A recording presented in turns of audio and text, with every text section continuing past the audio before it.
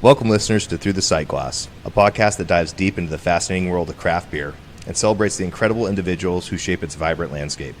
Join us on a journey where we explore the nuances of this amazing industry and the remarkable people who contribute to its richness and diversity. And today, Andrew, and we've already started the podcast, just talking for the past 10 minutes, but he's graciously given us his time as a small business owner. Andrew, thank you so much for making time for us. Thanks for having me. Yeah, and we're here at Human People Beer. You didn't Yes. say that. We're at Human People Beer up here in Seattle. Andrew, we gave your name, where we're at. Can you give us a little bit of like what you do here at Human People Beer? Yeah, Human People. This is the Human People Beer Cafe. That's what we call it, and it's and we don't brew here, so we actually brew off-site. We rent space at Stoop Brewing, and we brew all the beer. We do all the cellaring and all that, but. What do I do? I mean, right now we've only been open for 2 months. I know, that's crazy. And we were doing beer pop-ups before that. So before this, I was doing, the brewing and all that with my two partners, Mal and Tim, that aren't here right now. But we do all the brewing, we do all the cellaring, we do that work. We work with Stoop to package the beer and to get it out and everything like that. But it's been a really good relationship there. Where was I going with that? Yeah, we were doing pop-ups for about a year. So for about a year, we were doing pop-ups and just selling beer cans to go, doing a limited distribution. And then 2 months ago, we opened this. So what do I do? It changed from, I don't know. A little bit of everything. Kind of like The progression and evolution. Yes. The progression of like being like, I don't have enough to do, or like there's like nothing we can do. We kind of felt like that way. We're like, we don't have a tasting room. We can't sell our beer. We can't like pour pints of it. To like, wow, there's way too much to do. Yeah. Like it was coming in phases almost. Yeah. And now it's like, oh man, there's a lot to focus on. Yeah, and we did it all. I mean, we tried to. We made this place into some place that we want to hang out in. So the beer cafe opens at 8 in the morning, has coffee, transitions into lunch, and has food. We have a kitchen here, and then in the evening we have beer, and we have a really nice wine program that Mal has kind of set up and ran, and it's been really nice. Yeah. So, but it's a lot of each of those things is That's a lot. another detail to be concerned about. Yeah. Yeah, for sure. And there's like intentional focus on it.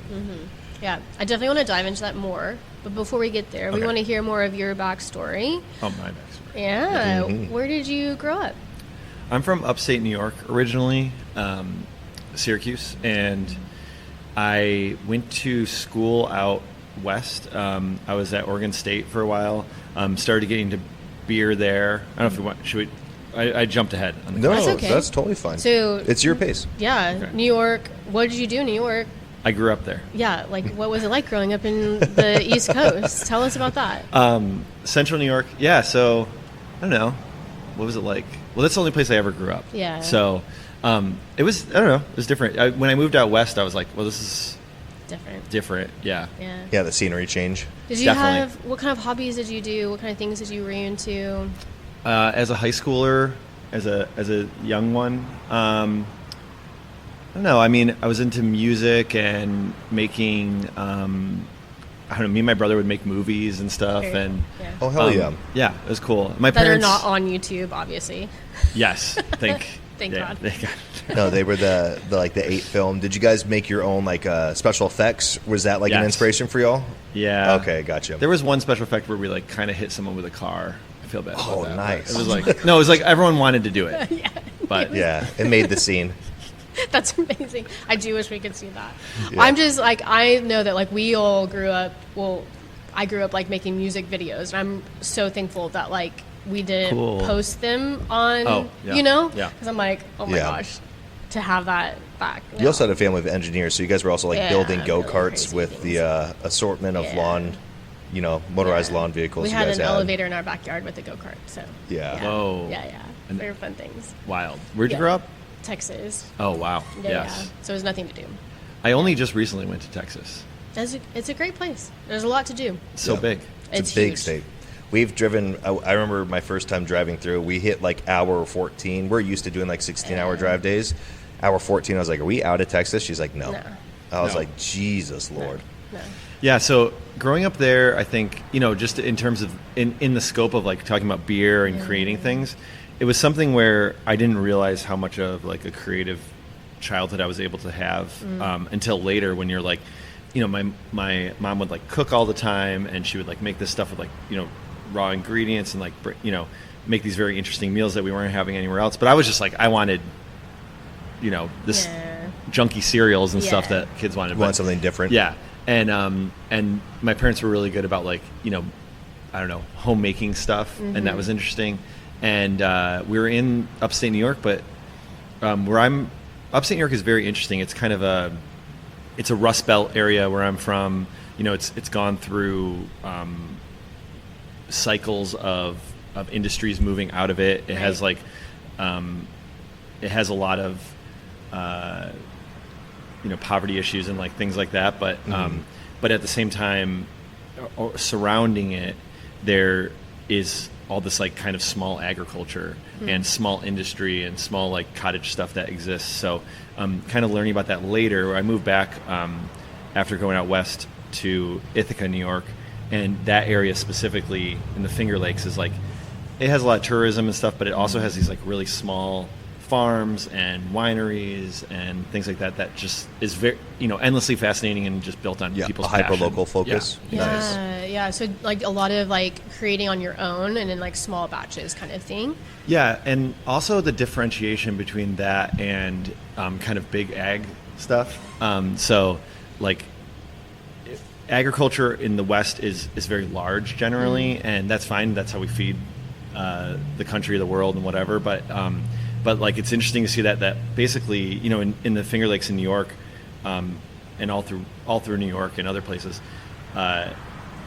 those small farms are like more for like the local community. Yeah, definitely. Yeah, we got to go to a fair amount when we were on the East Coast, go to like some farmers markets and stuff like that, and definitely feel it is definitely more local than like big ag for sure. Yeah. Just even driving through the countryside, I mean, everything. It seems like their size is there to like to support and sustain like that community, and then like just a little bit more. But like it never goes so far reaching like you're taking more than you need.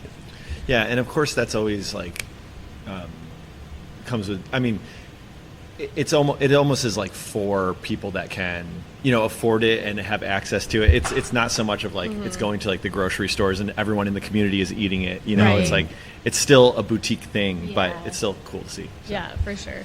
So okay, you're making videos with your brother. Oh yeah, videos. Y'all are doing like your family is making a lot of like amazing food. I'm assuming at the house and like all this I stuff. now understand where all the hobbies come from. Yes. When everybody is essentially DIYing everything. That's a great inspiration to have. How do you decide to go west for school, and then what did you go to school for? I went to school for microbiology. I think when I went out west, I had the opportunity to go out and just see the West, and I was like kind of infatuated with that and how beautiful it was. And I don't know. I mean, just ended up getting into science and digging into that sort of thing. Yeah. And then eventually getting into from that getting into brewing. Yeah. Which I would say is like. I always think of it as I was doing a lot of computer work in science. I'm curious with when you did your focus on science, did you at all think about like fermentation or brewing, or were you just like, this is something I'm interested in and just want to see where it goes? No, good question. So when I got into science, no, I was just kind of fascinated by microbial ecology, the environmental world of microbes, and and I was working on it that way. And when I got more into it, I had some friends that were doing fermentation. I was baking bread at home, and Gotcha. doing pickles and things like that. But so I had gotten into it in that realm. But I was at Oregon State, and I was kind of working with students who were fermentation science program majors. Oh, okay. And then they were like making beer, and I was like, this is so cool. You can actually make your own beer. And that's when we kind of got into it. Actually, as a group at Oregon State, we all like of microbiologists, we would like homebrew Yeah. and do a little Oh, homebrew. nice. Oh my gosh, competitions and I stuff. can only imagine the spreadsheets and the conversations. Oh, the data and, that was like, happening. No, we were like everything. harvesting yeasts and my God, then yeah. putting them into really cold freezers and maintaining them for, I don't know, just total autoclaving bottle. It was just ridiculous. Yeah. It was You take home brewing to the extreme when Yeah. you have a microbiology degree. and you also learn, like, it's funny because, you learn that, like, the really deep science of brewing that way. That's like where I started. Mm-hmm. And then you kind of come out of that and you go, okay, maybe it's not all of that. Like it's there is a level to that, like the German brewing tradition of being like very, very precise. Mm-hmm. But I was actually more interested in sort of letting it go and letting it see what happens. So saisons were my first love in beer. Saisons and like Oh, awesome. Belgian beers and things like Yeah. that. And that was where I first got interested in actually making beer. I mean, I enjoyed drinking hoppy beers in the West Coast, but saisons were like really like what truly fascinated That's me what about captured beer. you? Yeah. Do you remember a beer that was like, oh, this is different. I want to dig into this more, or like anything like that? Or like Yeah. the reason why. Yeah. I think there were a couple. So when I think about that, I mean, the first beer I ever like really loved was Sierra Nevada. So it was like that was like bitter and it was Yeah. crazy. And then I was like, oh, I'm interested in drinking craft beers. But I think the first beer, and I don't remember which one it was, but it was in Oregon. We were lucky enough to get Upright Brewing. Like Yeah. they existed, Yeah. when I was going to school, and they'd made these like wild saisons, table saisons, and Love Yeah. the tables, yeah. and like Grisettes. wheat grisettes and stuff Yeah. like that. And I don't remember. I think they were all numbers, Okay. and I don't remember which one, but there was one that just like fascinated me, Yeah. and then even more so than some of the sours that we would get, because I think sours were cool. You'd get them from Probably Cascade. Cascade. Yeah. Yeah. Cascade, and I was like, these are awesome, these are so great, but having like that funky Brett nose and all that was, Yeah, very cool. I mean, I think we've talked to a couple people who have done microbiology, and it makes sense of like how you like get there, obviously. And so that is just like such a cool thing to like, not only are you like able to do it, but I feel like having the like background knowledge and like in-depth knowledge of actually like what is happening is so cool. Because to me, like, you can explain it to me all day long and I'm like, okay, cool, like, love it.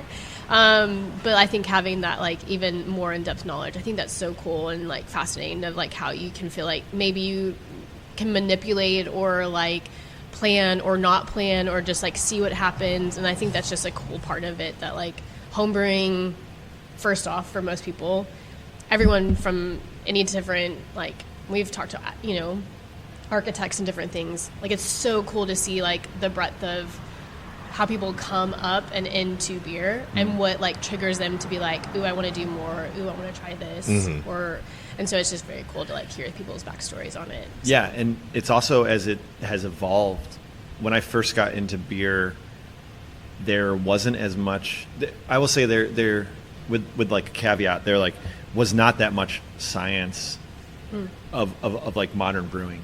Oh, There was yeah. a lot of like old brewing. There was a lot of, I mean, I remember the MBA that I was a part of, which is the Master Brewers Association, right? It's like, and the Society of, or ASBC. Oh, yeah. Like, they were all focused on big breweries, not small small. breweries. And Yeah.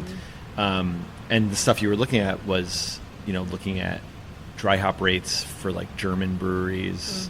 Yeah. Like, it was a different world, right? Different. So Yeah. It is wild to look at, like, from 2005 to now, how much education and innovation has happened in brewing techniques, but also like ingredients, how ingredients are grown and Yeah. sourced and everything is a whole nother world different. Yeah. I mean, now that anybody who uses crystal malt and an IPA, you're just like, are you 65? What are you doing? be careful around here. Yeah. I know, yeah, I know. be saying that. So you went to school, undergrad, microbiology. You said that you got your MBA then. MBA. in- Oh, no. Sorry. Yeah, that's Master Brewers Association. Oh, But MBAA. so you Yeah, went yeah, yeah. to, so you did end up going that route? No. No. Oh no, so that was just a group that. Okay. I was Yeah, like it's a part it's a of. Brewers Sorry. Association Yeah. group. He got his degree in microbiology. Yes. Yeah. So I thought you went and got another degree. Finished out, in Eugene. In Corvallis. Oh, that's right. Oregon State. Yeah. I get that mixed up. Don't mess up. I apologize. Don't mess up. Don't worry, I'll correct it in the audio recording. Yeah, that was my grad. So I got Okay. I got my master's in microbiology there. Oh, okay. Gotcha. And then I got into brewing. So it was like from there.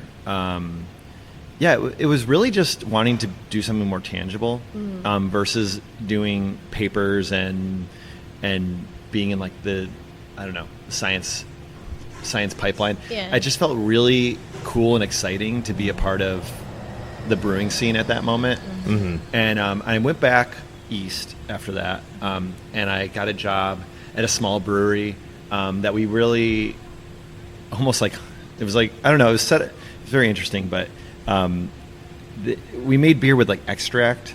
So we were like almost like a home brewery, and then from there I went to Ithaca Beer, which was a larger brewery, and they were making really, I think at the time, they were making the best beer in the area, and they were making like the most cutting edge beer in the area. Okay. They were doing West Coast IPA and IPA with very little crystal malt, if at all. Yeah. And what timeline was this, by the way? What time Oh frame? yeah, so that was like 2010. 2010. Okay, Yeah. cool. Yeah. Just because I'm thinking in the craft beer timeline in my head of like where that hit. Cool. Yeah. That's like the start of the surge, right before what they call the bubble. Yeah, and it was interesting in New York because something that was I think when I think about the timeline of craft beer was the ability to sell at your tasting room. So when I moved to New York, you could not do that. You could give away free tastes, and you could sell beer to go, Right. but you could not do pints. So once the Farm Bill passed in New York, you had to use a certain percentage of ingredients, and of course there was no way to like account for that. So They just kind of said it was this amount. that's what a lot of places did. Yeah. But Yeah. you sign up for the Farm Bill, and it was supposed to be use this percentage of New York grown ingredients in your beer, and you can sell in your tasting room. Okay. Oh, So interesting. it changed everything. Yeah. Then they eventually, like I think 2 or 3 years after that was added, they just changed it to like, don't worry, you can just sell in your tasting Yeah, room. Mm-hmm. yeah. We actually haven't done a brewery in New York. We just did surrounding areas. So, but there was some similarities not only on the like northeast coast, but like down in the south too, of like not being able to sell pints and stuff like Yeah, that. So it I is think in interesting Atlanta it was to- like 2017. You were Oh, yeah. finally able to sell. Atlanta was like, but they had the tour thing, and I remember, Georgia had, so they're able to sell now, right? Yeah. Yeah, It's in been- 2017 yeah. it changed, but because they have like Creature Comforts and Yeah. Sweetwater, so they had these, Yeah. which we've done tours. But yeah, you essentially stop at like coolers on the tour to like fill a pint, but then after that it was like you'd be done. Yeah. But the law changed that. Yeah. Yeah. So you're at Ithaca making really cool beer. Yeah. We made, I could talk about it for a long time. So Ithaca was really interesting. It was basically like the best case scenario for me. I was working as I worked in the lab at first, and then I was like doing a lab brewing combination role. So we had like a really cool yeast bank. We had we would prop up yeast. We would just really high quality control levels there, and a lot of the really innovative stuff came from the brewer that came before that I was there at, and his name's Jeff, but I'm trying to think of his last name. But he's at let me think. It's okay. I always forget names. I haven't thought about it in a while, but anyway, so I'll try and think about it. Yeah, Shout yeah. out Jeff. I feel bad. No, you're don't good. be. No, he's. I should look it up, but Yeah. anyway, so Jeff, or Chief, as he's known in the industry. Oh, that's a cool nickname, Chief. Yeah, Fuck yeah. There's multiple Chefs, and then, Yeah. but he came up with a lot of really innovative stuff for that brewery, and then we kind of like kept on with that, and it was a really fun time. In the Northeast, I think we had some really cool festivals that we were part of. Like there was the Extreme Beer Fest at a time when, I don't know, you would really be testing the boundaries of like what was extreme beer or what was interesting beer Yeah. at the time. And we went to that, and it was like I remember we were there. I remember like I had like a Treehouse beer there, and Yeah. they were just normal people just Right. having they a were beer who there. they are now. Yeah. And we made like some crazy cranberry sour for it and stuff. Yeah. But anyway, the beers that Ithaca was making there were some really cool ones that I should talk about if we're talking about beer. Yeah, absolutely. So Flower Power was West Coast IPA, essentially made in the Northeast, which was like a lot of people weren't doing. Right. And I actually have to, I don't remember off the top of my head, I wish I did, but the hops in it are fascinating because it's not like it's Citra Mosaic. Those Yeah. those were The not typical, around. the Right. 3 C's. It was like Amarillo and like, oh man, I don't know. I think it had like Autumn in it. It was a very weird, I think Cascade, but it was just so great and citrusy and like low malt character and just clean. Yeah. a nice harmony between the balance of like little to no bitterness, some malt in there. I mean, definitely some bitterness 'Kay. at that time. Yeah. So Yeah. it was like, and it was like, hazy IPAs were just like basically Heady Topper Oh yeah. was like Oh my gosh. what was really exciting. Yeah. Gotcha. And we also made really interesting Yeah. beer. My favorite beer that we made there was called White Gold. And it was a Nelson hopped beer, which you did not see ever. Like at that time, Nelson Yeah. didn't exist. So it was a sort of a Belgian white kind of concept. I thought that name, I was like, that would be a good Belgian white Yeah. name. Yeah. That's awesome. Nelson dry hopped. And then when we packaged it, we would put Brett in the bottle. Oh, interesting. Fuck yeah. That sounds And nice. it was so rad. Yes. I wish I love Nelson, typically used in like German styles because that's what you say here in America. If it's not totally traditional German, it's German style. German style. But it's like wet grass, like light lemon. Like it's such a beautiful, fragrant, and delicate hop. I fucking love it in Yeah. beers, and I wish more beers would use that as like a focus to showcase like, hey, this is, you can get these things from something that's not just like Citra, Mosaic, Amarillo. Yeah. Yeah. That's so cool. I love that. Like I feel like being able to you were the West Coast for a while, learning how to homebrew, and then actually like be in a brewery. Yeah. Doing some like really cool stuff. Like having those two dynamics, I think, is really wild. Especially and when you just- have like huge breweries over there that are Yeah. essentially driving the beer scene. I mean, I think of on the East Coast, you had like Harpoon, and of course, like Sam Adams is big, but it's almost like you don't veer away from that because then it's like, what are you doing? You're not going to be successful. So to be breaking the mold in a sense is very, very brave and very fucking cool. Yeah. It is cool. Also, it was at a time where, I was saying with everything was distribution. So that was the main Nice. issue. Was like you just had a margin that you could not break. Or you're not making money. So everything went through a distributor, and you had to have a strong distribution portfolio. Yeah. And that was what made you a craft beer. Otherwise, you're a brew pub. Oh, which interesting. is fine. There were brew pubs as well, but like you had to distribute beer. Yeah. You couldn't sell it out of your tasting room. So the change, once that started to change, that's where other half came up. Like they just had a tasting room in New York City. Gotcha. And like they could make whatever they wanted. Like that margin changed for them. So. Yeah. Wow. That's so wild. So how long were you in New York? Like how long were you? I think like 3 years. Okay. Was there, and then I went to San Diego and Okay. worked at Modern Times for a Okay. while. So Yeah. What prompted that shift? Job opening? yeah, I saw the job opening, and the job opening at Modern Times was like we were doing really cool stuff at Ithaca, and I think just continuing to like be ambitious about career goals and stuff like that, and look at different things. And Modern Times was like at the time were just doing really exciting things, or seemingly. And when I headed over there, they had been around for about a year Okay. before I joined up, and it was like a really big change to go over there. Yeah. What was that like going from New York to San Diego? It was cool. I lived by the ocean. Yeah. It was awesome. Yeah, for sure. I'm sure like temperature wise, not much snow, Yeah. like sunny. Yeah. There was sort of a time when it was like really cold, and my friend, well, I don't know, my friend was like, if you didn't have to live here, why would you live here? And then this job came out in you're San Diego. like, I was like, oh, okay, That's true. maybe he's right. But no, it's temperature. I love San Diego and lived there for 10 years, and it was great. But the seasons are really beautiful too. Yeah, So it's nice to have that again. For sure. How'd you get the role of Commissioner of Flavor? Oh yeah. That was one thing we looked at. I was like, that's a cool title. Yeah.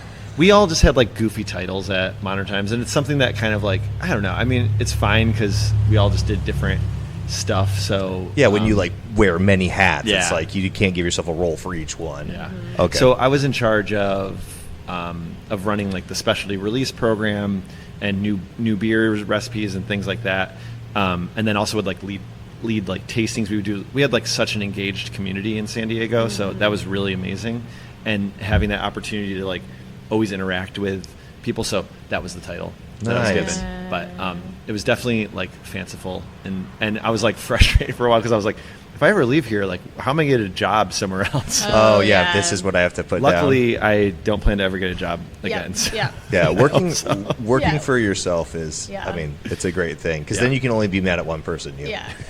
And you're all the time. All the time. Yeah, Yeah, it's no, great for for mental sure. health. Yeah. So San Diego, you're doing all this cool stuff. How long were you at Modern Times? Were you there for the full 10 years at Modern Times? I think it was about 9 or 10, something like that. Okay. Yeah. And I'm sure from like them being open a year to that long, like that was a wild time for that change, like for Modern Times. Like there was a lot that happened.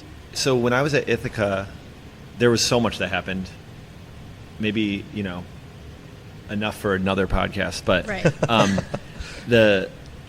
when I was at Ithaca, we were making like I think okay, now I might be mixing it up, but I think we were making 12 or 15,000 barrels a year. Wow. Yeah. And at Modern Times we were making like 2. Yeah. And then within a year of that we were making like 17. Yeah.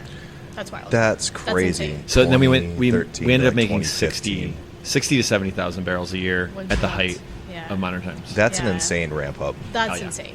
Yeah. That's insane. We got to go to the tap room in Portland, and we loved yeah. it. Yeah. Yeah. Very cool. Yeah. It was really fun. Okay, so I'm sure you, again, have so many stories from that entire time. So in that time, like, when was it that you were like, I want to do my own thing? Did you meet friends there that you were like, let's be partners, let's try something else? Like, what was that process like? Oh yeah, it's I don't know. It's a tough thing to like kind of parse out and think about because you I think as a brewer or certain brewers like you want to have your own brewery and there's a lot of different things wrapped up in that. I think the biggest one is that it's just the expression and the creation of something that's yours, which I think I've always loved about beer, and that's why I got into it, was like kind of creating something that came from my experiences and from like my tastes and preferences and things like that. But for a while I was like, there was so much to do there that we were doing that stuff. And I think just, moving on at some point, just sort of just made sense and something that I felt like I wanted to do. So one of my partners, Tim, he was the director of brewing operations at Modern Times, and we just had we have a really good team rapport, and wanted to like build on that and work on that. And he's still with Human People. But honestly, it was like a little tough because that team of people that we worked with and that I worked with, like almost without admission or without omission, everyone was just the peak of like quality and passion and ambition and like wanting to make extremely high quality beer. And I don't think I think that team is just absolutely incredible. Yeah. And I would like, it wasn't like a choice that was like, I'm picking you or anything like that. It was just like, just a natural change and movement. But that team was just, at some points, was just the coolest people. And I'm still really good friends with all of them. So yeah, it's great. that's cool. That's awesome to live through that experience. I think, obviously, it's easy to look back and see, like, oh, these were the glory days, and you can, like, miss that, or you can just say, like, I'm glad that I got to be a part of that because, time never stands still. You can't just stay there. Yeah. You have to move on. Was it ever overwhelming doing so many, because Modern Times not only is still a historic brewery, probably one of the best to have ever done it, and the variety you guys did was dizzying. I mean, I was at Freem, and you guys would be seeing all the things that you drop in or change or do. I'm like, how the fuck do they keep up with this? So like, that's my question to you. Was it ever like almost like creatively exhausting having to do that all the time, or was it like in such a fast-paced, manic way that it was just even more exciting? Oh, I mean, it was absolutely overwhelming in every sense. Like, and I think, like I said, I think that it was like this group team effort of like all these different people that contributed to that, whether it was through sensory knowledge or commitment to quality. Like, thinking about like, you know, our barrel program people that would like, you know, taste through things and give notes, and then also like people who, you know, the lab people and like and then production staff and all this stuff. Everyone there was just like committed to like such high quality that that's the only way it could have happened. Yeah. And it was overwhelming because you're just like pushing yourself all the time and never resting on what you did previously. Yeah. But everyone was like, I think there were moments, how do I put it? Like, I think that everyone was willing, I don't want to say everyone was okay with, but everyone was like willing to push it a little bit. Yeah. Like to try to see, to like be curious, to like make higher quality beer. And I think in terms of what we made, I think it was really great. You know, and I also think that we could have probably taken it a little bit slower, and that would have been good for people too. I think that's good advice. That's good advice. I mean, it's when you're in it and you're going, you know, like you're going. So, but you will look back, like it's cool too. So, but it was just like we got lucky in that it was a really awesome time of like us being able to do stuff and people caring, you know? Yeah, for sure. And actually like, you know, having that engagement, which I think is something that's like a little bit missing after COVID. Like people have engaged a little bit less with breweries. So it's, that was lucky. Yeah. Yeah. No, I'd agree. Yeah. I think it is cool to see the amalgamation of your career, and especially with the team and people that you've known from Modern Times to now what is Human People Beer Cafe. Yeah. Do you want to kind of talk about how that transition looked for you and when you knew that this is what was going to be the next evolution?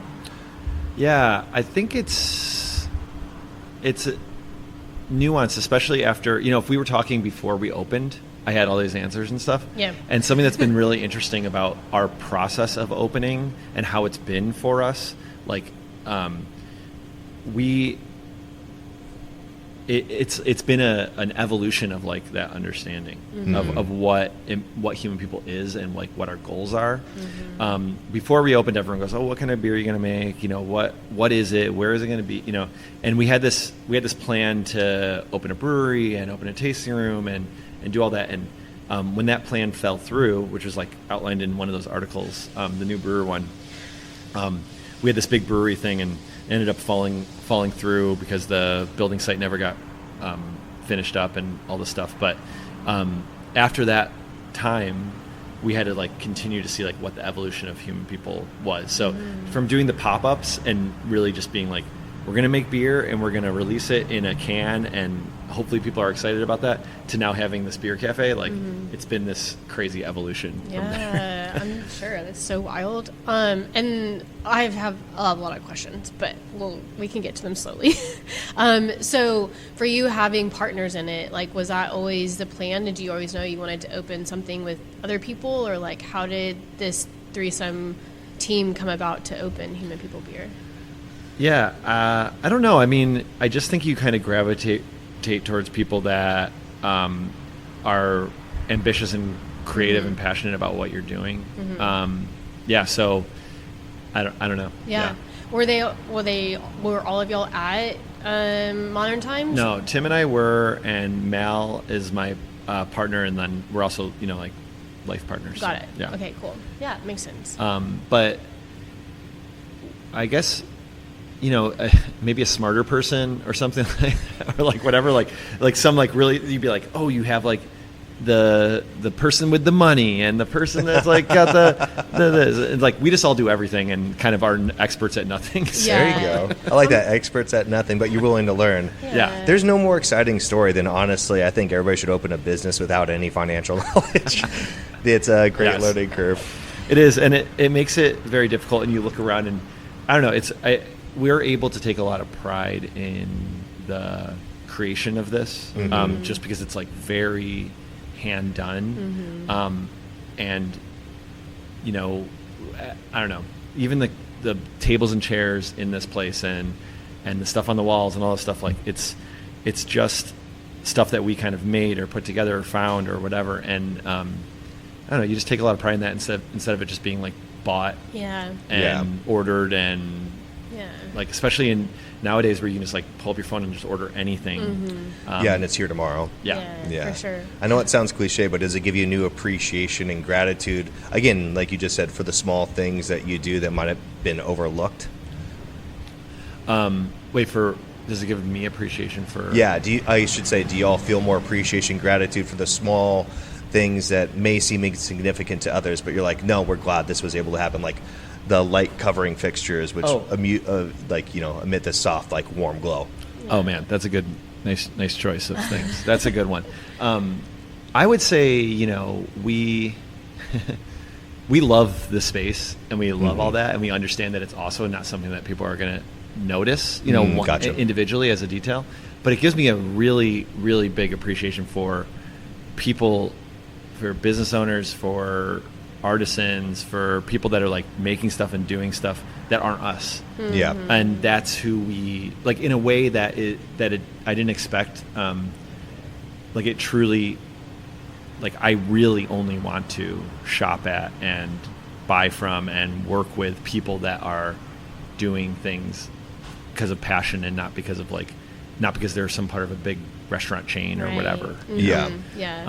Finding the uniqueness in each person and what they're producing. And like you find just like, I don't know, people that really care about what they're doing, and they're like, it's harder. I don't want to say struggling, but it's like it's harder, and there's a commitment to that. For sure. It sounds very romanticized, but I think that's what COVID taught us a lot. Is you saw a lot of local small craft people go out of business, and it's not just in the bar industry, and like losing that, and it's kind of like gone forever. It's like, damn, really wanted those people to succeed. And it's like growing, I think, dreams and passion. Like it's easy, I think, to run things as a corporate style model, but that doesn't mean that it's better. And I think like creating, I think brewing has always allowed creative people to kind of like grow and almost at the same time say like, hey, go get more, like you deserve this. And it's like, I want that for people. Like I never want anybody to think that the dream that they have isn't achievable just because we have had so many people in the world say like, that's just not how business is done. Like that's not possible. And that's a big reason we wanted to do the podcast. Like we wanted people to hear people's stories of like, why here? Why this name? Why this like industry? Like how did you get here? Like hearing those stories make it so much more impactful, and like understanding the ethos of it and everything that we want to share with the community and other people. So if like people are coming up to this area and they're like, I want to find a cool brewery that like I know is doing things that I appreciate, like this is a way to like help with that as well. So how did y'all end up here in Washington State, like in the Seattle area? Like how did y'all end up here? I went to school in Oregon, and my family lives up here, my brother lives up here, and then Mal's my partner's family lives here, so we wanted to be up in this area. And either Seattle or like in the surrounding area.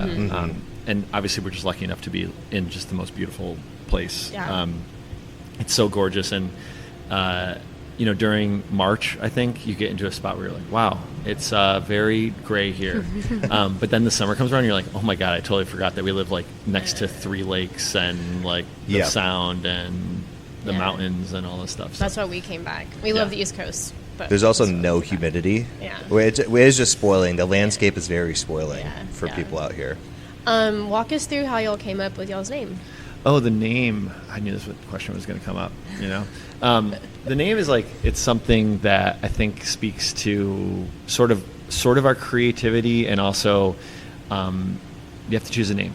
Yep. you know, and that name, we had a few different names picked out, and that name just kept on like coming back to us. It kind of like is a little absurd and a little creative and a little interesting and a little goofy, but it's just something that speaks to like our creative journey and our curiosity, I guess, is like we want to make beer for human people.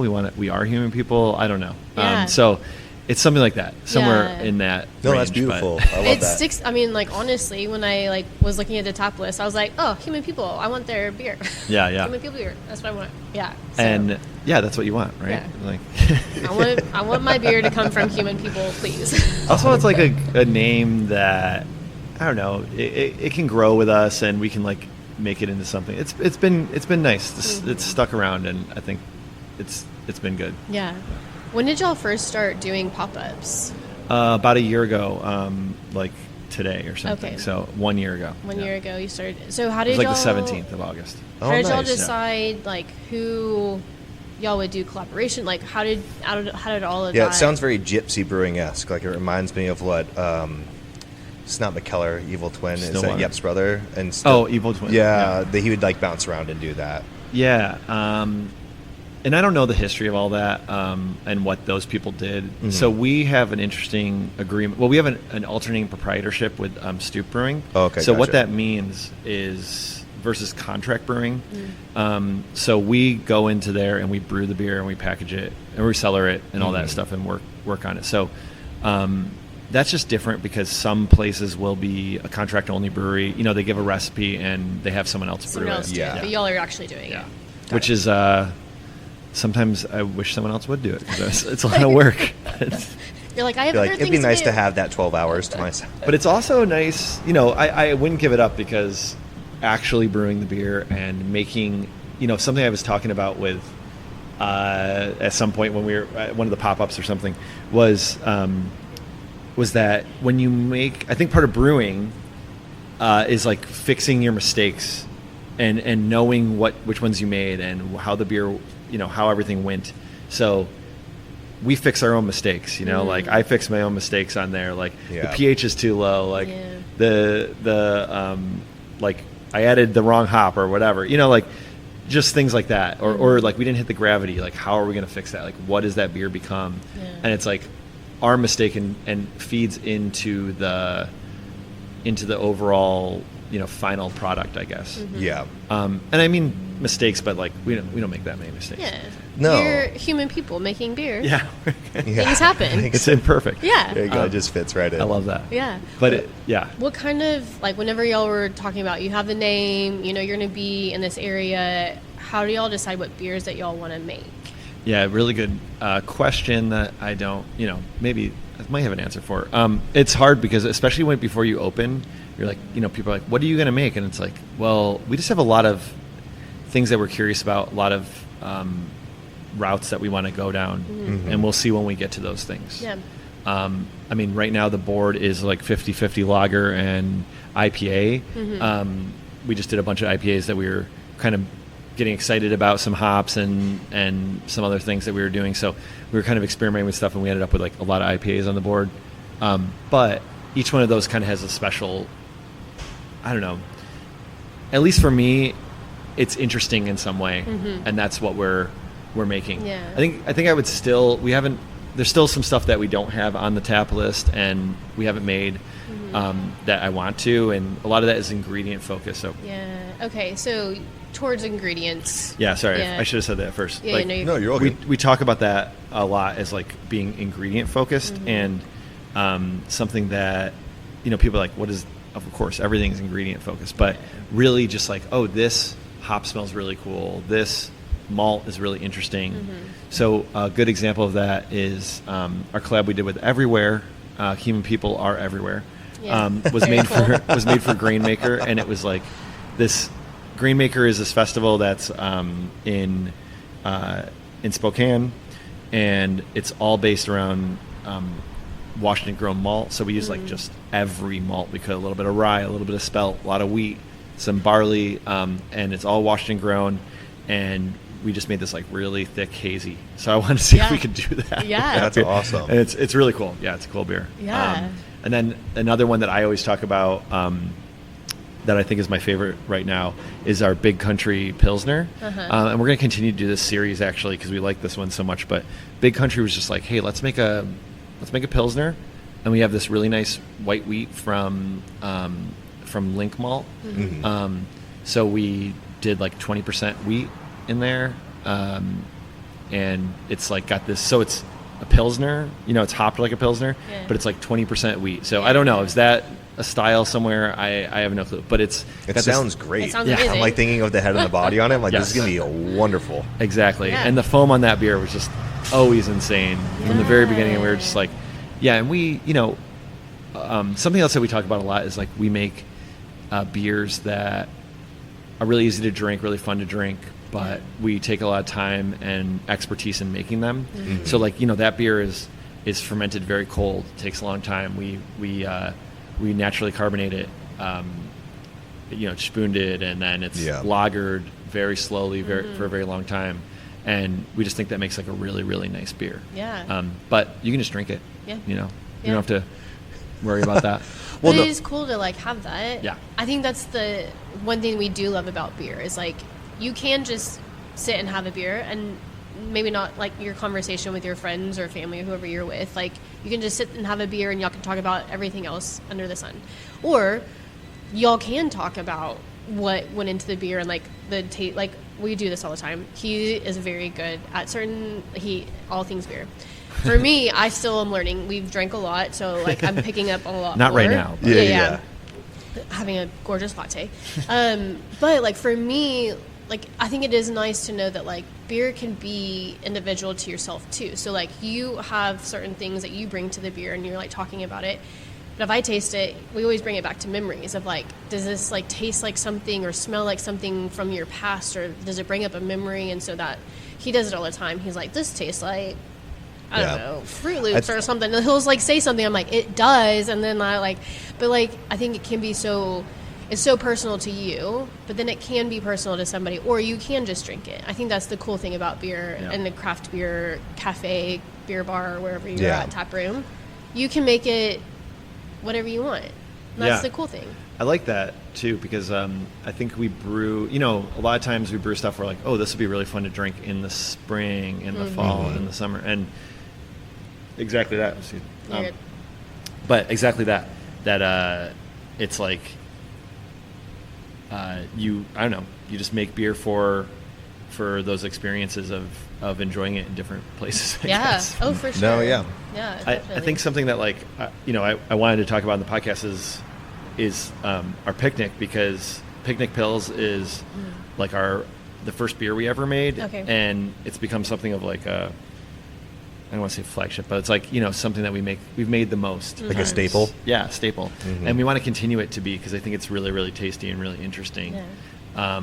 It's a Pilsner, and it's sort of we call it Alpine style Pilsner, which speaks to our absurd levels of like, what are we talking about? And why Alpine are we, style Pilsner. I like which that. isn't anything except for Mal and I spent some time in Slovenia, which is like, Slovenia has the Julian Alps in it, and we were up there, and you're drinking these like, you drink their beers there, and drinking these like mineral waters that are very like very, very, very mineral forward, and it's just like and some of the wines that they make in Slovenia are very like mineral forward. So we like wanted to make a beer inspired by those. Not necessarily the beer we had, but beer inspired by like the dry mineral forward water and wines that we were drinking when we were there. Interesting. So, that's awesome. So this beer is it's a Pilsner malt beer, and it uses Slovenian hops. Okay. And we also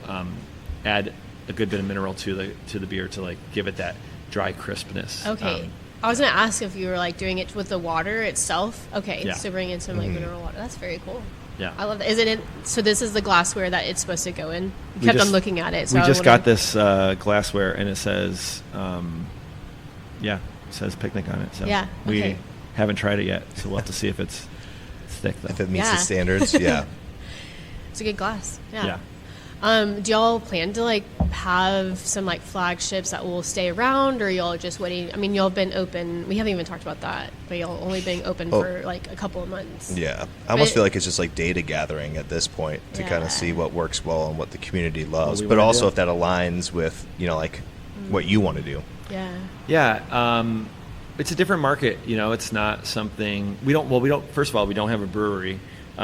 We rent space, so we're very intentional about like which batches we're brewing and when we're brewing them, and that's kind of fun and also kind of frustrating because you're like, everything feels almost like a drop, like we're dropping this new thing, this new batch, or this new release or whatever, which is really fun, always something new, but hard to maintain regularity for certain things.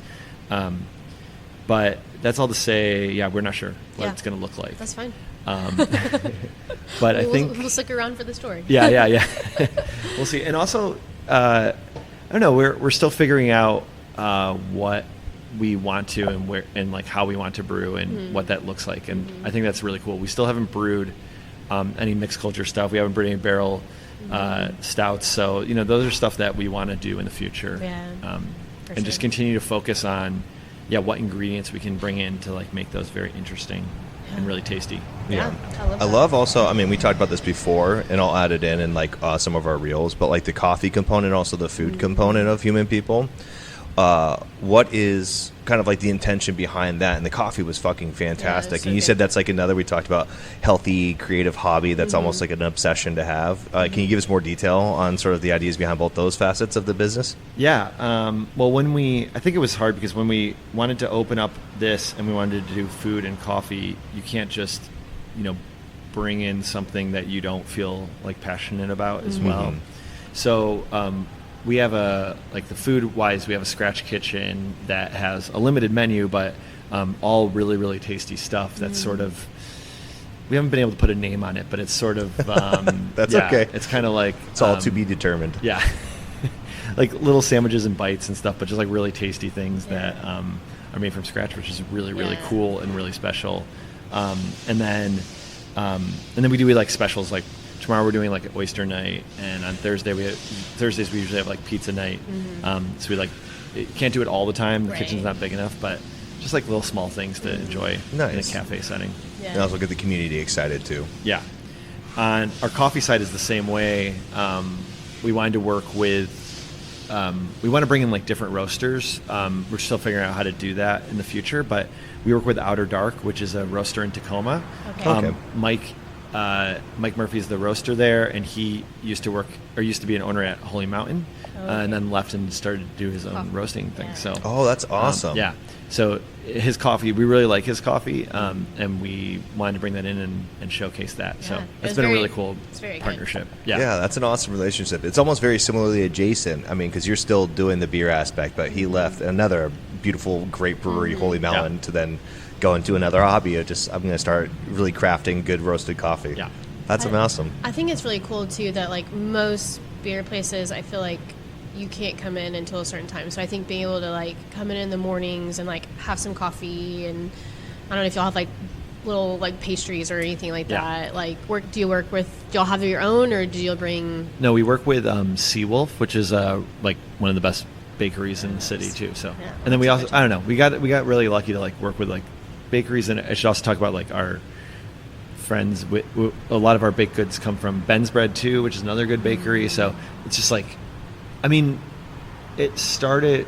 I think we're at the point now where we're seeing it as, a relationship of like, how do I put it? I don't know, more of a restaurant relationship. But when we started, we were just like, oh, we love the pastries from here. We love the bread from here. Like, how can we showcase that and like, how do we bring it in? Yeah, exactly. Again, with that ethos of like bringing in like artisan, like local things, is very cool. I love that y'all can like showcase so much in y'all's space. Of like, I mean, there's so much in Seattle in the area, surrounding area, like to be able to like work with different people. I think that's really cool to bring those things in. And it's getting better and better. I think it's not, to be completely honest, it's not like the easiest city to do that in. It's expensive here, and rent's expensive, and that makes it like really tough to do really cool things. So people are trying their best to do it, and it's really cool right now. There's a lot of exciting kind of pop-ups and and restaurants and producers that are doing stuff at the moment. Yeah, very cool. What was it like when like y'all's grand opening? Like, what was the community like experience like whenever y'all opened? It was awesome.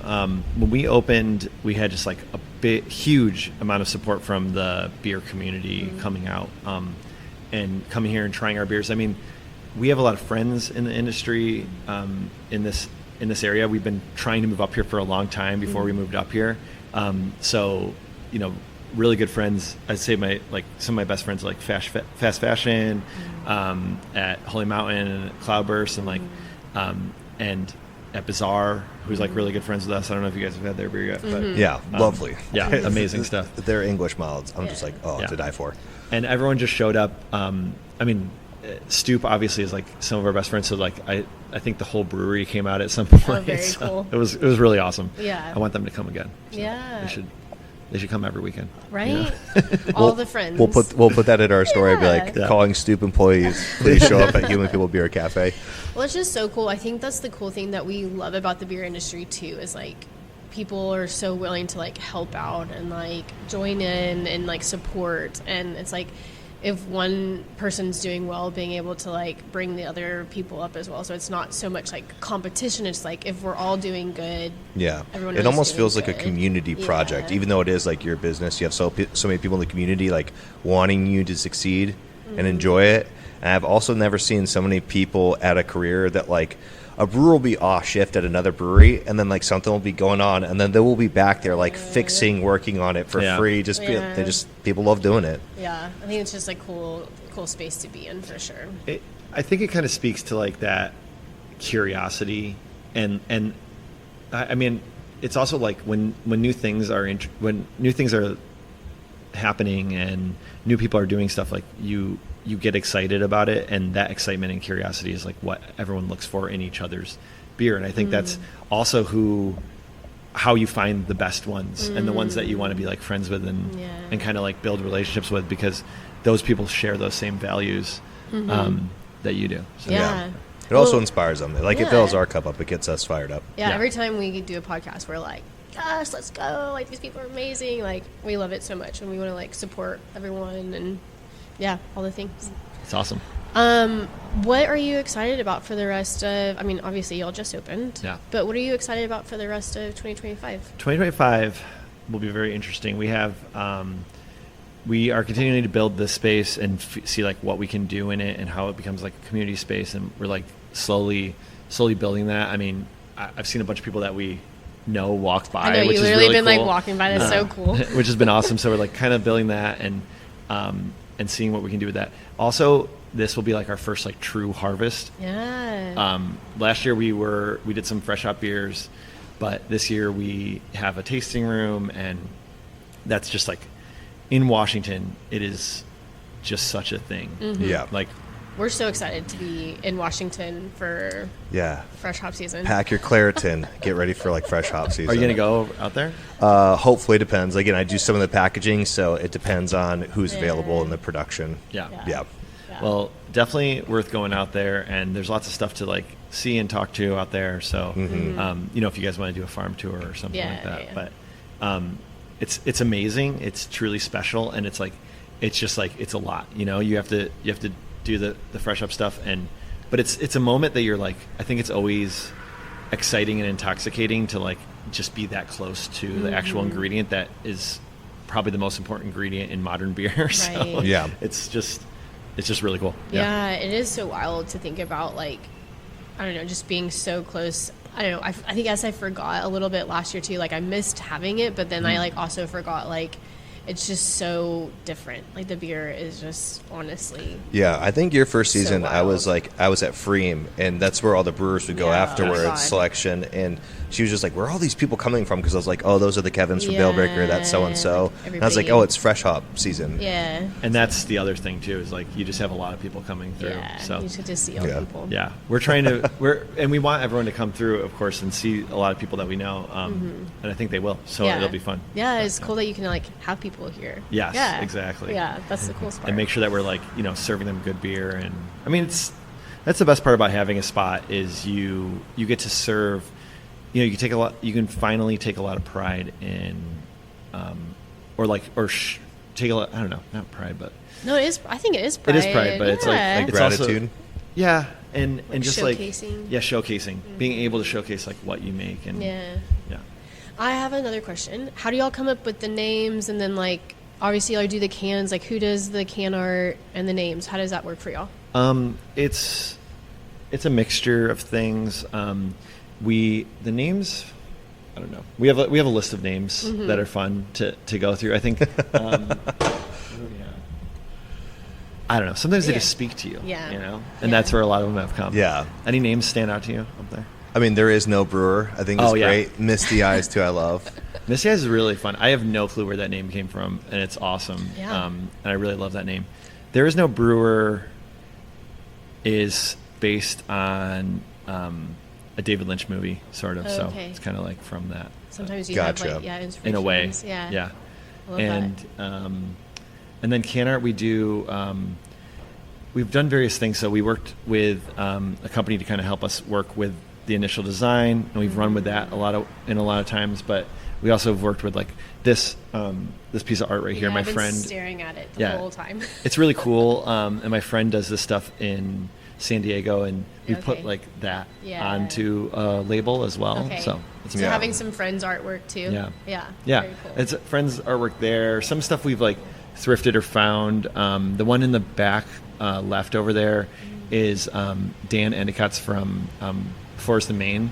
So we want to continue to add like friends' art in the wall. We just have to continue that project. Yeah, I love awesome. it. Yeah. And you'll have such great walls to do it in too. Yeah. Yeah. They do love your space. It definitely like when you walk in, you're like, I want to hang out. It does feel like a place you can come and like be for a while, more than like some places you go and you're like, okay, I gotta have one and I go. Like, it feels like a place. It's like an interesting balance between a cafe, but also like a cozy living room to me. Where, and I feel like that's not saying because it's decorated beautifully. I think like just the feeling of like when you're in your living room and it's comfortable, you're like, I could be here for a while and just like sit on my computer and like lounge around. I think it's the greenery and the lights that make it feel like you want to be here for a while. It's really cool at night. I think at night, kind of excited for like the fall and winter because it's just like the lighting and the space, like it's just kind of cozy and it has like really nice light. You'll have the best windows. And the windows are really big and they open like that. Yeah. It's cool. Like that's so and nice. We do outdoor seating, so that's fun too. Yeah. Oh, nice. Okay. Oh yeah, this is a great area for that. I love it. Do y'all get a lot of foot traffic? I feel like this area is a good foot traffic. It's pretty area. good. Pretty good. Yeah. It's a little bit off like the beaten path. Like 65th is like the busy one. But close by. Yeah. Yeah. I love it. I can imagine y'all doing like a game night. We do all sorts of nights. Yeah. I like that. All sorts of nights. Yeah. Game night. We haven't done game night yet. I'm trying to get a magic thing going. Oh, very fun. But yeah, it's, and a tasting, we wanted to have the tasting room in like an urban area in a neighborhood and something like that, people could come to that lived nearby and make it like a center like that. Like their local hub. Yeah. And there's a lot of those, it's like the place across the street is also that sort of, to some extent. And then there's, coffee shops down the way and everything like that. So everyone's trying to kind of make these spaces, which is awesome. And we're all looking for them, I think. Yeah. But it's also, you have to bring people in and like kind of give them an excuse to come and stop by and have a beer or wine or We food. have talked about that. A lot of places, it's now not just about what you're serving, but also the experience that you give them too. Like we've talked about that a lot. I think a lot of younger folks from us are really, like they don't want to just come for the beer. Like they want to come, or the wine or the coffee. Like they want to come for so much else because they want to post about it or like, it has to be an event that they can. Has to be like a thing that they can kind of put in the memory. Yeah, so I think it's a little bit different than kind of how I guess like our generation grew up. But we have talked about that with several other places of like they're having to do more experience type things to bring people in. It's not just about. But that's just us growing up without like smartphones, where it was just like you got to actually be present. Like you'd sit and laugh at a bar for hours, but now it's like it has to be immortalized somehow. Yeah. No, I think it's an interesting experiment that we're doing here because we basically don't have the brewing equipment. We don't brew here. not exactly a tasting room, but it like kind of is our only tasting room. And it's the one thing we wanted to stay away from, or we weren't really looking for, I should say, was like the brewery in like the warehouse district kind of thing, which Seattle has Ballard, which is like actually incredible and kind of totally different. There's just a lot of breweries there. Yeah. But it's incredible. You can go to like, 15 different breweries or whatever. Like it's amazing that you can do that. So we, just we didn't want to be like on the outskirts of town and have a destination brewery. We wanted to be like in the city, in the neighborhood. Hub, like you said. Yeah, and that kind of works for like the beer that we make too. Come have a beer, ride your bike here, go home, whatever. Yeah. Like stop in for a beer. Yeah. I love it.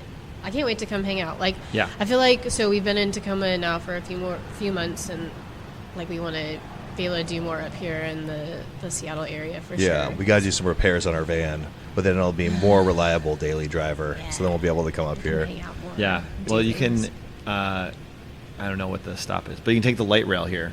Yes. So you could from like Tacoma. go to, what's the one in Tacoma? The Bitter Lake or something? How close is that? I'm not sure. I haven't ridden light rail. It would take you an time. hour and a half, but whatever. So that's about the drive time. Yeah. That's about the drive time sometimes. Honestly. But no, this is just a cool area. Like, we definitely want to come. We just need to get some days off, and then we'll come hang out. Telling me. Yeah. Well, I guess thanks for taking a day off today. Yeah. For this. Yeah, No, again, we're just excited to hear, like, to get to know people and to hear your story. Like, it's seriously, I'm just like sitting here just like beaming inside. I'm like, this is why I love this industry.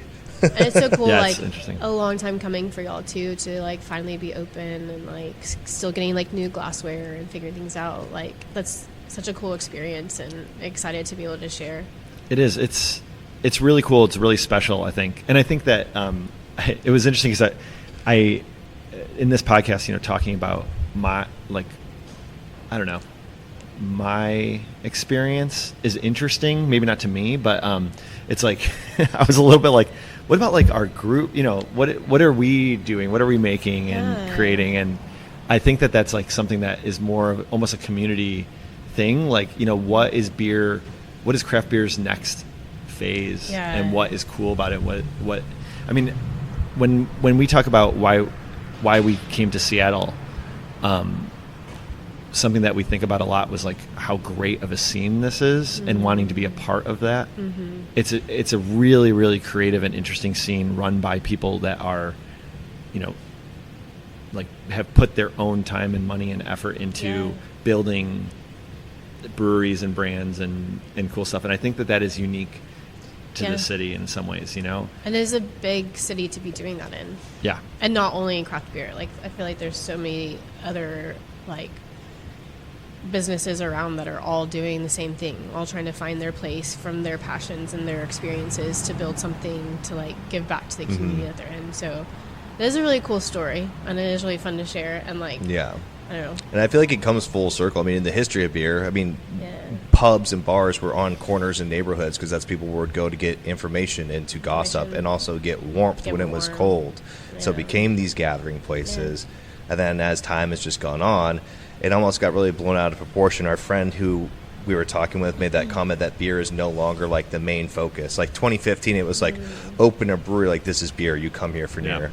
Now beer is like the accompaniment to like everything else that is whatever your business and space is. And I think like that's funny because in a sense it is coming back to that very old starting point of like what beer was about, where it's like you want it to be very locally focused. You want these people to come here and be able to like sit, talk, like learn and experience, and know that like some of their favorite things aren't here all the time, and that's okay because there's gonna be something new, there's gonna be something exciting, like to be taught and to be learned about. And like to me like that is deeper, and I think probably very, very natural for how craft beer has gone. Like I don't feel like there's all this doom and gloom about the industry, which you can look at all the data points and say like, oh yeah, that makes sense, but I just think it's like a natural thinning and filtering of like the essence of like coming back to like, why do we do this? Why do you want to have a space in a place and brew beer and serve it there? Like it really comes back to that question. It's not just like, oh, I just want to do it because of X, Y, and Z. I mean, it does create a challenge in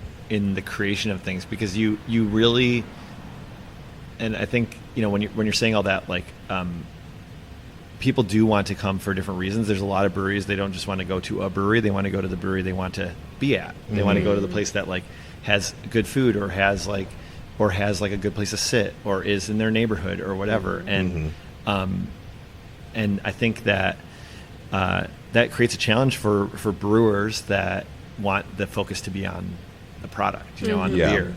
And I don't think that challenge is like unique to the industry. Like it's very much not like, restaurants, food, like, everyone wants their stuff to be like noticed and to be appreciated.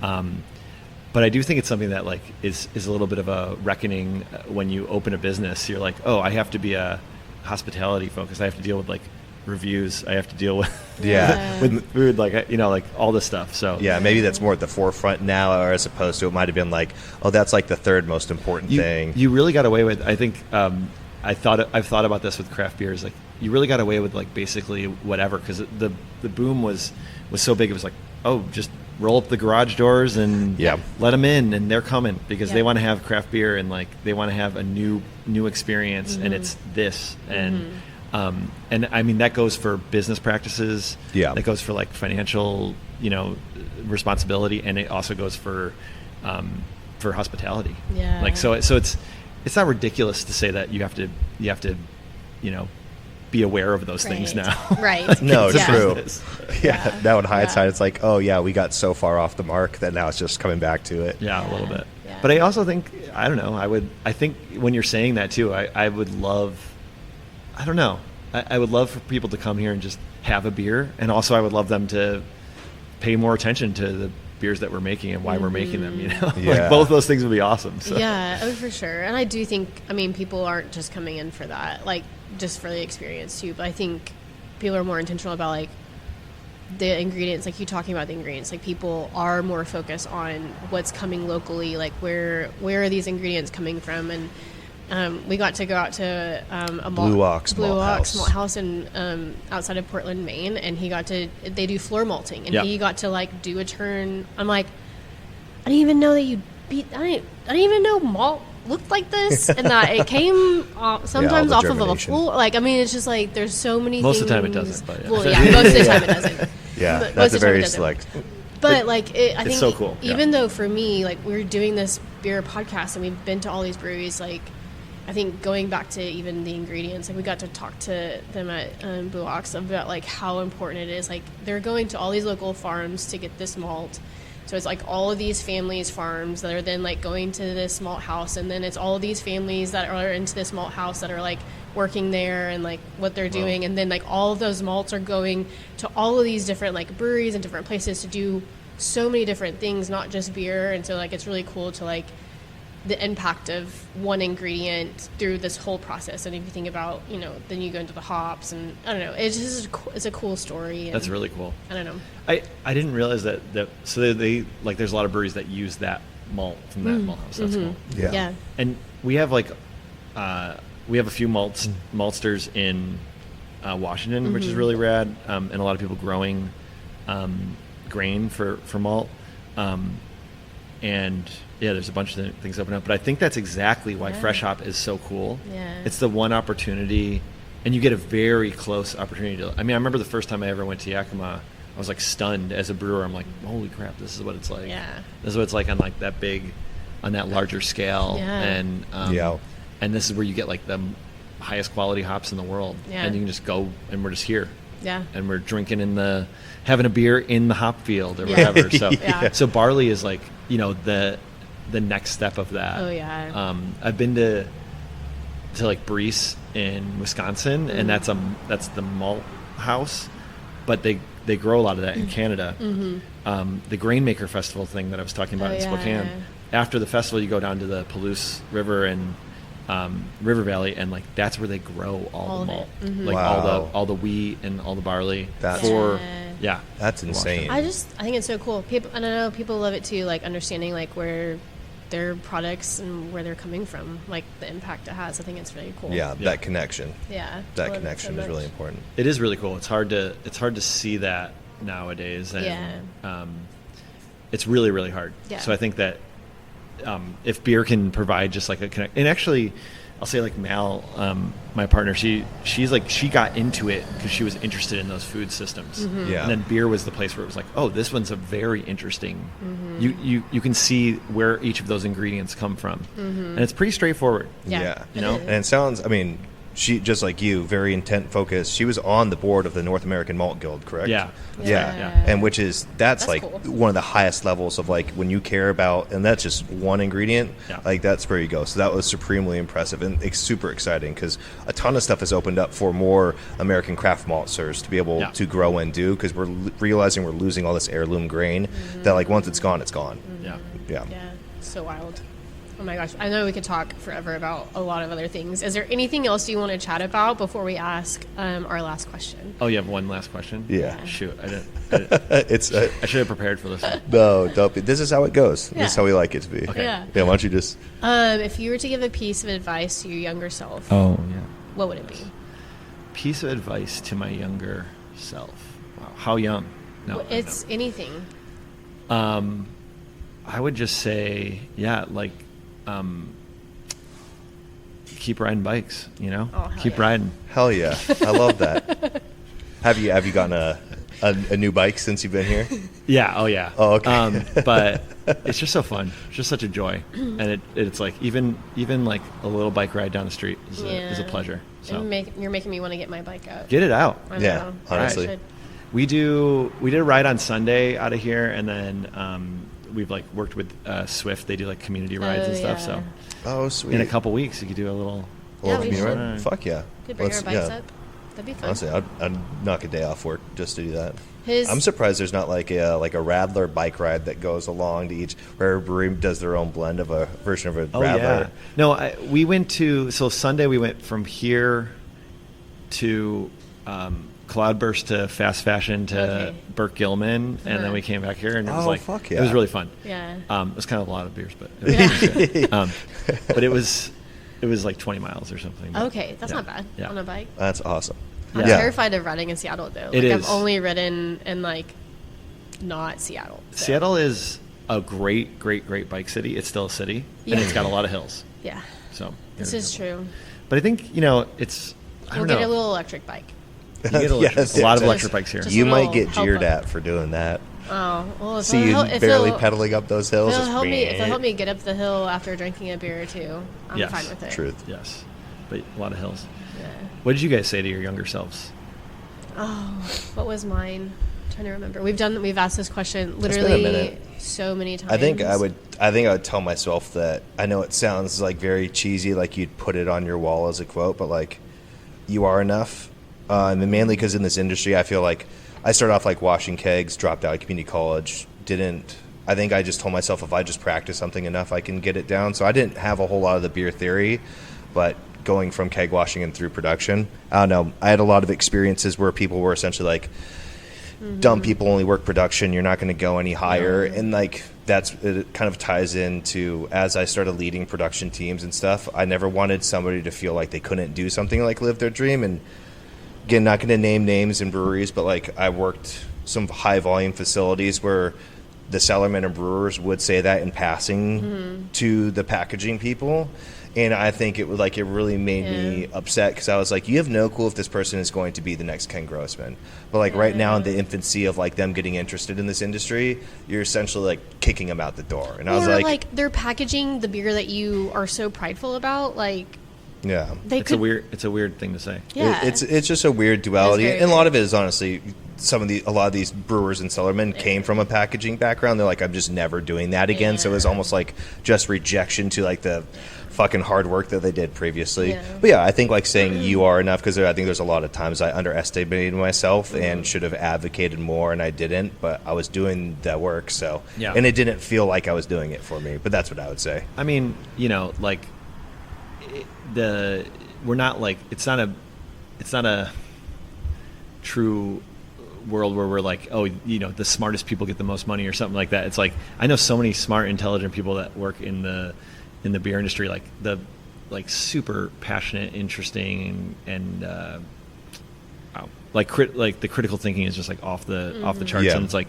but they're we're just brewing, Yeah. you know. And there's like a real beauty to that, and I think that's like why you meet those really really cool people. But yeah, the paycheck doesn't always match. So. Oh, yeah.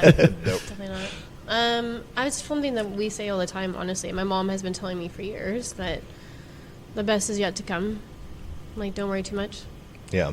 I don't know. Nice. Don't take it like Maybe it's too the serious. next pint, Exactly. the next latte. The best The next is yet to latte, come. the next pie. Yeah, I think it's just always like, I don't know. You can always change your future. You can always. Yeah. This world is already very oversensitizing, and I think it gives you a lot of stress and anxiety where it's almost like you just Yeah. have to be like, you have to fucking look at the positive because everything right now is Yeah. so dreary. Yeah, Yeah. and maybe that's like, you know, just the bike ride or the Yeah. beer or whatever, Yeah. and just enjoy that little moment and Yeah. not worry about. We're a little obsessed with things being the best Yeah. Yeah. at the moment, and Yeah. they I can think be I definitely struggle with that. yeah, and it's not really true, you know, like standing in line for a. I don't know what's an exciting food nowadays. Standing in line for some Ramen, exciting food, sushi, yeah, Yeah. is like tacos. maybe not. Just go ahead, just hang out, Just hang out. Absolutely. have a beer. Yeah. I love that. Just hang out and have a beer. Yeah, We're going don't back Thank to- you. I Yeah, love thank that you. little therapy question at the end. This is Yeah. awesome. Thank you so much time, much. Andrew. This Appreciate is it. amazing. Cheers, friend. Thanks. Yeah. Cheers.